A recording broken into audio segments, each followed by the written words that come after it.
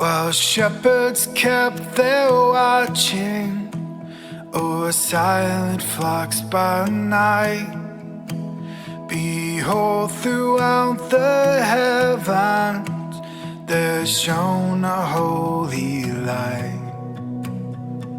Go tell it on the mountain, over the hills and everywhere. Go tell it on the mountain. Hello and welcome.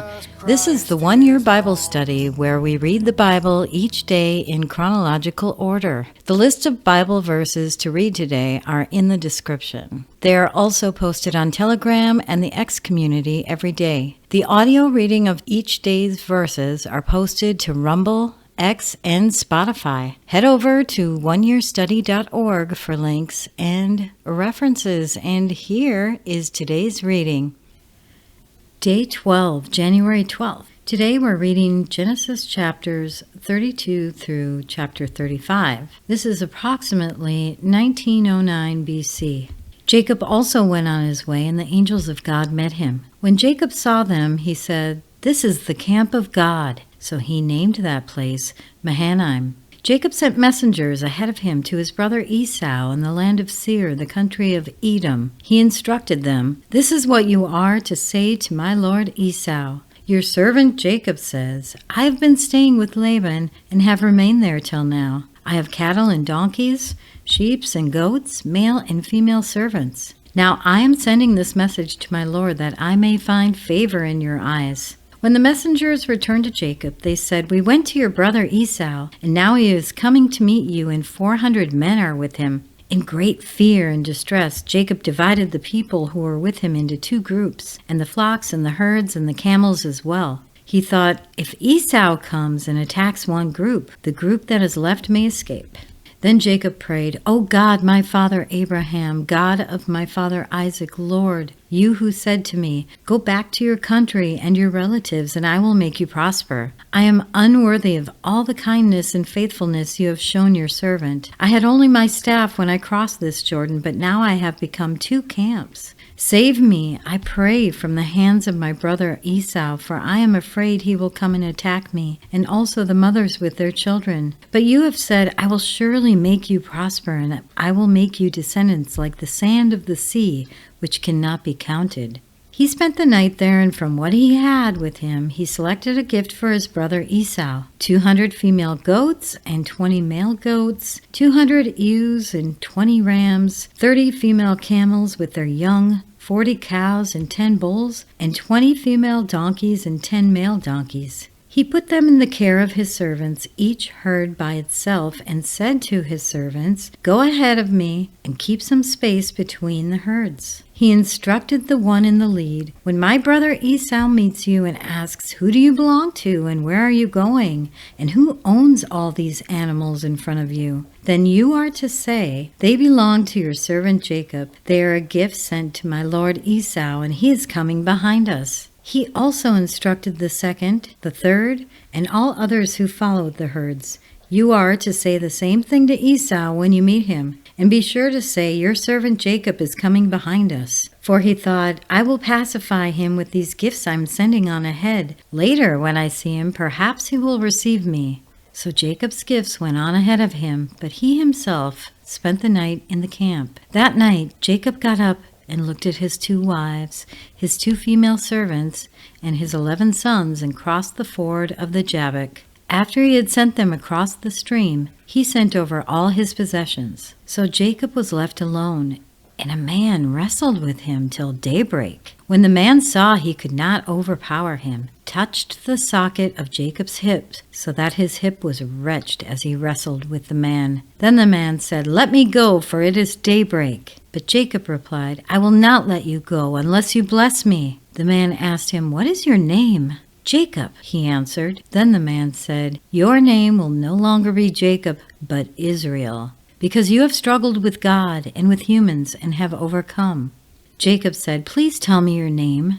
But he replied, "Why do you ask my name?" Then he blessed him there. So Jacob called the place Peniel, saying, "It is because I saw God face to face, and yet my life was spared." The sun rose above him as he passed Peniel, and he was limping because of his hip. Therefore, to this day, the Israelites do not eat the tendon attached to the socket of the hip, because the socket of Jacob's hip was touched near the tendon. Jacob looked up and saw there was Esau coming with his 400 men. So he divided the children among Leah, Rachel, and the 2 female servants. He put the female servants and their children in front, Leah and her children next, and Rachel and Joseph in the rear. He himself went on ahead and bowed down to the ground 7 times as he approached his brother. But Esau ran to meet Jacob and embraced him. He threw his arms around his neck and kissed him, and they wept. Then Esau looked up and saw the women and children. "Who are these with you?" he asked. Jacob answered, "They are the children God has graciously given your servant." Then the female servants and their children approached and bowed down. Next, Leah and her children came and bowed down. Last of all came Joseph and Rachel, and they too bowed down. Esau asked, "What's the meaning of all these flocks and herds I met?" "To find favor in your eyes, my lord," he said. But Esau said, "I already have plenty, my brother. Keep what you have for yourself." "No, please," said Jacob. "If I have found favor in your eyes, accept this gift from me. For to see your face is like seeing the face of God. Now that you have received me favorably, please accept the present that was brought to you, for God has been gracious to me, and I have all I need." And because Jacob insisted, Esau accepted it. Then Esau said, "Let us be on our way. I'll accompany you." But Jacob said to him, "My Lord knows that the children are tender, and that I must care for the ewes and the cows that are nursing their young. If they are driven hard just one day, all the animals will die. So let my Lord go on ahead of his servant, while I move along slowly at the pace of the flocks and the herds before me, and the pace of the children, until I come to my Lord in Seir." Esau said, "Then let me leave some of my men with you." "But why do that?" Jacob asked. "Just let me find favor in the eyes of my Lord." So that day Esau started on his way back to Seir. Jacob, however, went to Succoth, where he built a place for himself and made shelters for his livestock. That is why the place is called Succoth. After Jacob came from Paddan Aram, he arrived safely at the city of Shechem in Canaan and camped within the site of the city. For 100 pieces of silver he bought from the son of Hamor, the father of Shechem, the plot of ground where he pitched his tent. There he set up an altar and called it El Elohe Israel. Now Dinah, the daughter Leah born to Jacob, went to visit the women of the land. When Shechem, son of Hamor the Hivite, the ruler of that area, saw her, he took her and raped her. His heart was drawn to Dinah, the daughter of Jacob. He loved that young woman and spoke tenderly to her. And Shechem said to his father Hamor, "Get me this girl as my wife." When Jacob heard that his daughter Dinah had been defiled, his sons were in the fields with his livestock, so he did nothing about it until they came home. Then Shechem's father Hamor went out to talk with Jacob.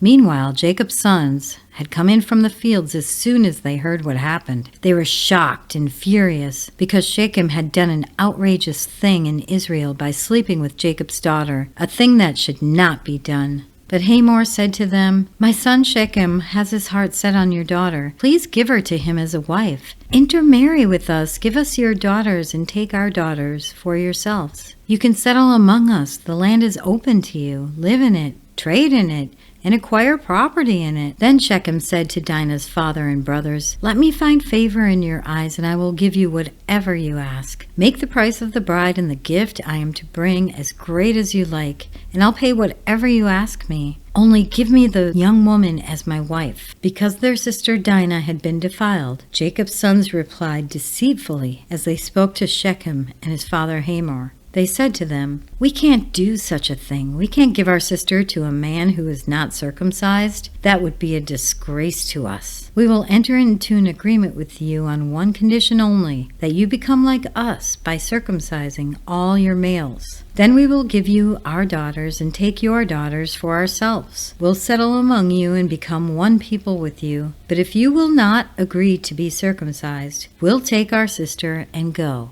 Their proposal seemed good to Hamor and his son Shechem. The young man, who was the most honored of all his father's family, lost no time in doing what they said, because he was delighted with Jacob's daughter. So Hamor and his son Shechem went to the gate of their city to speak to the men of their city. "These men are friendly toward us," they said. "Let them live in our land and trade in it. The land has plenty of room for them.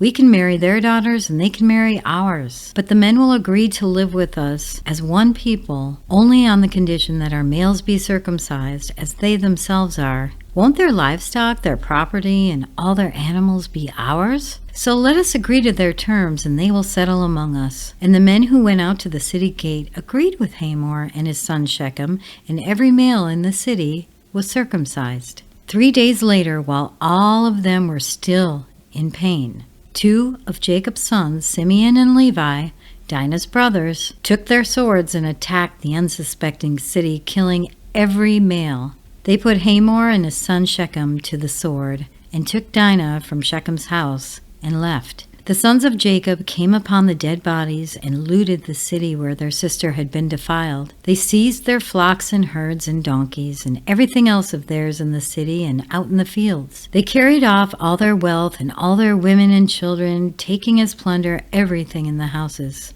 Then Jacob said to Simeon and Levi, "You have brought trouble on me by making me obnoxious to the Canaanites and Perizzites, the people living in this land. We are few in number, and if they join forces against me and attack me, I and my household will be destroyed."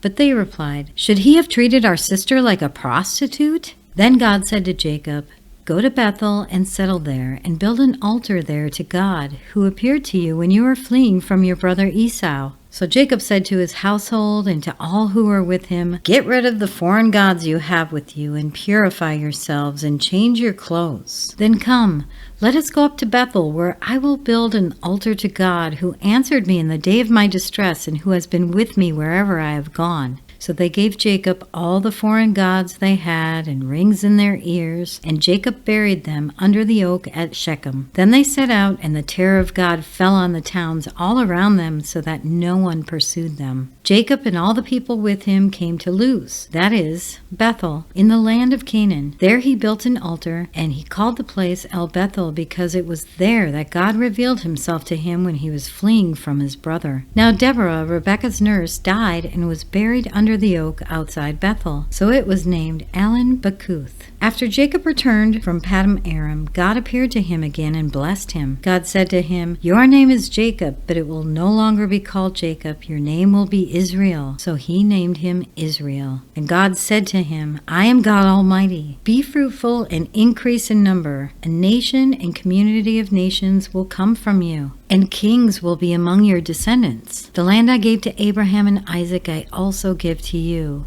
and I will give this land to your descendants after you." Then God went up from him in the place where he had talked with him. Jacob set up a stone pillar in the place where God had talked with him, and he poured out a drink offering on it. He also poured oil on it. Jacob called the place where God had talked with him Bethel. Then they moved on from Bethel. While they were still some distance from Ephrath, Rachel began to give birth and had great difficulty. And as she was having great difficulty in childbirth, the midwife said to her, "Don't despair, for you have a son." And she breathed her last, for she was dying. She named her son Ben-Oni, but his father named him Benjamin. So Rachel died and was buried on the way to Ephrath, that is, Bethlehem. Over her tomb, Jacob set up a pillar, and to this day that pillar marks Rachel's tomb. Israel moved on again and pitched his tent beyond Migdal Eder. While Israel was living in the region, Reuben went in and slept with his father's concubine, Bilhah, and Israel heard of it. Jacob had 12 sons. The sons of Leah, Reuben the firstborn of Jacob, Simeon, Levi, Judah, Issachar, and Zebulun. The sons of Rachel, Joseph and Benjamin. The sons of Rachel's servant, Bilhah, Dan and Naphtali. The sons of Leah's servant, Zilpah, Gad and Asher. These were the sons of Jacob who were born to him in Paddan Aram. Jacob came home to his father Isaac in Mamre, near Kiriath Arba, that is, Hebron, where Abraham and Isaac had stayed. And that concludes today's reading. If you have thoughts to share or questions to ask, we do fellowship in Telegram and on the X community for the Chronological Bible Study. You can find links to those in the description. I really encourage everyone to ask questions. Don't hold back. No question is silly or stupid, and we're all learning. We're learning together. We want to help each other. We want to build up that fellowship. Thank you so much for listening to today's reading, and we will be back tomorrow with our next one. Have a blessed day, my friends. While shepherds kept their watching over silent flocks by night, behold, throughout the heavens there shone a holy light. Go tell it on the mountain, over the hills and everywhere. Go tell it on the mountain that Jesus Christ is born.